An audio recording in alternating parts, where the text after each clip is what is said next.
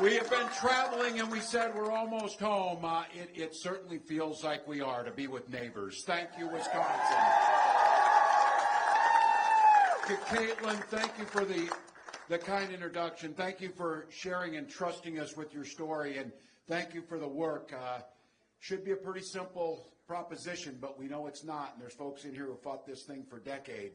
The simple proposition is women need to make the decisions about their bodies for themselves.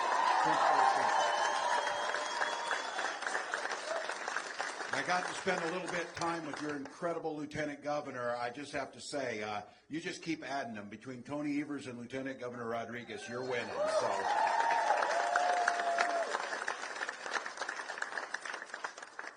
And to each and every one of you, look, it's a beautiful Friday afternoon.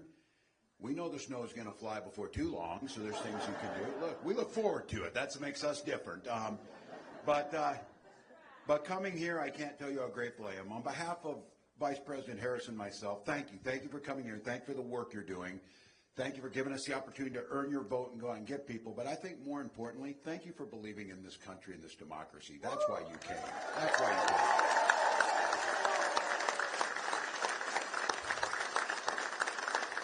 If you needed any more graphic representation, and it's just the way it is, this great nation, this great democracy, one of two people are going to be president of the United States. And there was one person on that stage that is qualified to do that job, that showed that time and time again. And while Tuesday night was exciting, I want to be clear about this, because I'm a little bit of shame on folks who I heard some people they thought they were being complimentary. Said, wow, she did so great, I'm really surprised. Why are you surprised? Why were you surprised? She's a prosecutor, county attorney, Attorney General of California, United States Senator, Vice President of the United States.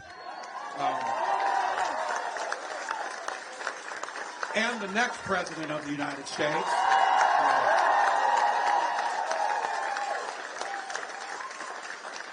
And I just want to say to this community, the mayor, to everybody else, coming over here, we just came, did a little stop. I'm learning all these new terms. Look, 4 weeks ago, I'm sitting in my house minding my own damn business, and now I'm here. And so we're getting to do this. So they have off the records where we have unscheduled stops. And we just stopped down the street and met Anastasia and Anton and their son, Mark, who are down there at the Ukrainian bakery. And this community opening their hearts as their country's at war, welcoming them here, and their hard work of opening their own business and selling me cake down there that I probably don't need, but I sure wanted. And I just think about that. And as we were standing there and speaking with them, and the sadness that was there too, but the sense of pride in this country and the gratitude of being here. You saw the other night, some of those questions should have been very easy. And let me say this, standing in the Ukrainian bakery in Wausau, Wisconsin, in front of Ukrainians whose country's at war defending democracy, the answer is simple. Ukraine must win the war. Vladimir Putin is the aggressor.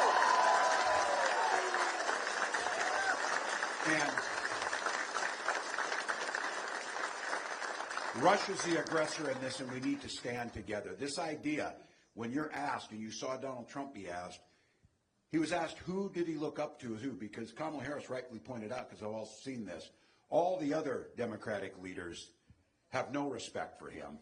They know where he's at. He continues to side and brag about being friends with the dictators. All the people in the world he could have picked. He picks Viktor Orban, as he was looking at. Now, what I would tell all of you, we know what they are, but what you saw was a clear way forward. A new way forward for us. And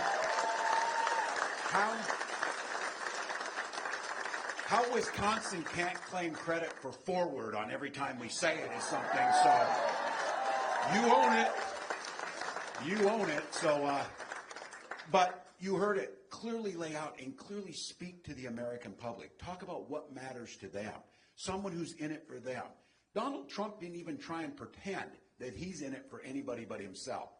And look, this is a time, this has been used so much in time trying to scare people through fear. And there's a couple ways. You're the volunteers. Look, Kamala Harris did her job. We got to do our job. That's what we have to do. And you know that if it were about having the best ideas, we'd win every damn election.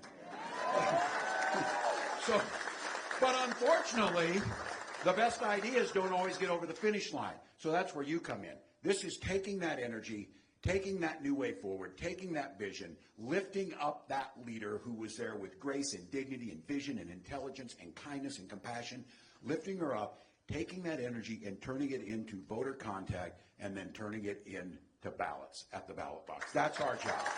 That's our job. And I know this is hard work, picking up the phone, calling people, door knocking, getting people registered. But you can feel it across this country. We just came from Michigan State University in East Lansing. We were in Grand Rapids. Somebody's there, Spartan. There you go, good work. Go green, you were into it. So, but young people are out. They're engaged again. Because look, there's a couple ways you go about this. You can go the way about it that they do, and you can do all you can to make it difficult to vote. You can do all you can to suppress votes. You can do all you can to make people cynical about our system and our electoral system, or to make people just check out from it. Or you can do what all of you do. You can do voter engagement. You can inspire people. You can lift them up, and we can get them to the polls to show that democracy is the right way to go.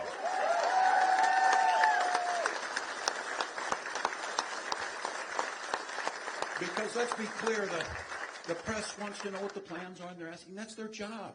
At where we gather, we celebrate the press as part of our democratic system, an important part of it. We celebrate where they're at.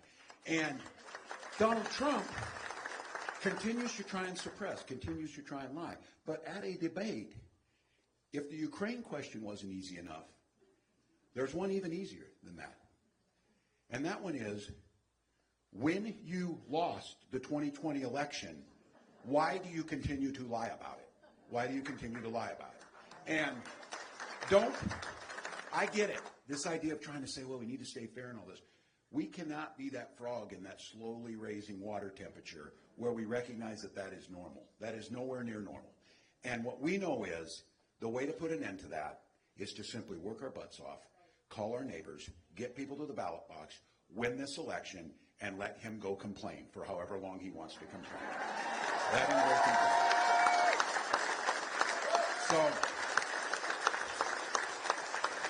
So I oftentimes say this, especially at rallies where people are showing up on your own time. As I said again, yes, we understand this is a means to an end.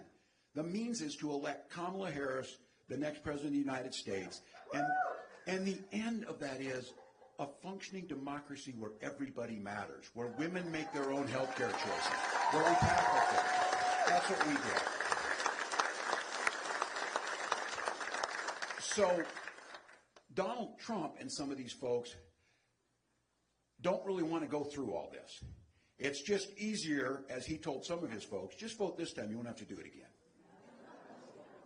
You know, there is an argument to be made. It would be easier. None of us would have to do this again. We would just let it go or whatever.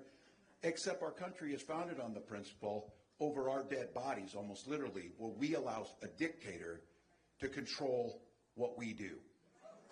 We were founded on the idea that this is a privilege. So yes, it's hard work. I know some of you are saying, look, you heard me say it, sleep when you're dead, and some of you are taking it literally. So sleep a little bit maybe. But the privilege of being in this democracy, once again, billions of people around this planet could only imagine gathering as free people in a room to determine how we want to be governed. And then we have a free and fair election. The winner shakes the hand of the person who loses. And what used to happen before Donald Trump is the folks who lost did everything they could to make the folks who won successful, to try and win. You know that there's examples of it. You know, the Republican Party contributed much. This is not the Republican Party. This is Trumpism. This is not anybody who's interested in it. So look, we get the privilege of being alive at the time to fight this incredibly important fight in the long history of American democracy. We get the chance over 53 days to talk to our neighbors and tell them why this matters. We get to look at our children and the young people and say, this politics can be fun. This politics can be inspirational. This politics can lift us all up. And you get to be part of something because each one of us gets a single vote and puts it forward. But when we come together around shared values, those values of freedom, you saw it in Chicago.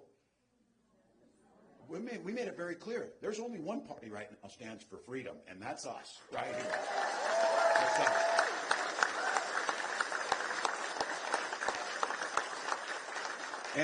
And I will be damned if I will let them think they own the flag to put his picture on it, right?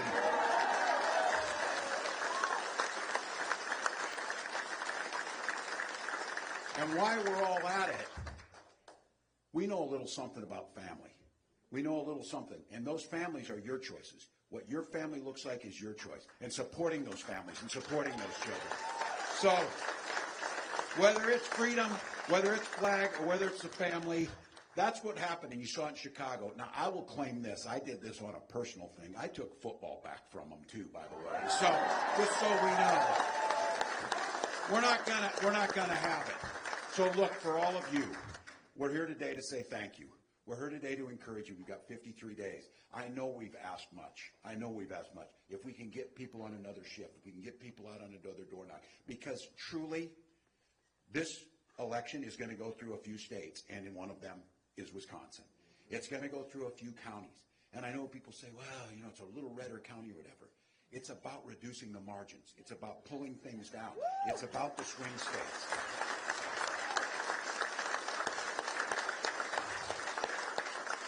Look, a couple thousand votes in a county like this, the way our system is set up, is worth more than 20,000 votes in California or wherever it may be. So we know, and look, I'm going to say this, the states that are the ones that are going to really come to it, Wisconsin, Michigan, Pennsylvania, they're really messing. We are people that walk on water half the years. We like snow. Our ancestors came across and could have kept walking till they found the Pacific Ocean and palm trees, but oh hell no, they stopped right here. And they carved out a way of life. And when it's in Wisconsin, they taught us a little something about co-ops. They taught us a little something about union organizing. They taught us, that's right here. And those things built the middle class. Those things, and we've got the saying over there, you've got some great senators over here. By the way, don't even allow anybody to consider not sending Tammy Baldwin back. Don't ever consider it. We had a senator that we lost all too early, but it's still in our blood and in our DNA. When Senator Wellstone just said very simply what we all believe, we all do better when we all do better. And so Wisconsin, the Wisconsin coordinated campaign, to all the candidates who put themselves out there, all of you came on this day to be there. This is a privilege for us to do it. And let's wake up on that 54th day and be able to look at one another and know that we were part of this time. We were part of the time that stood up for this. We were the ones who did it.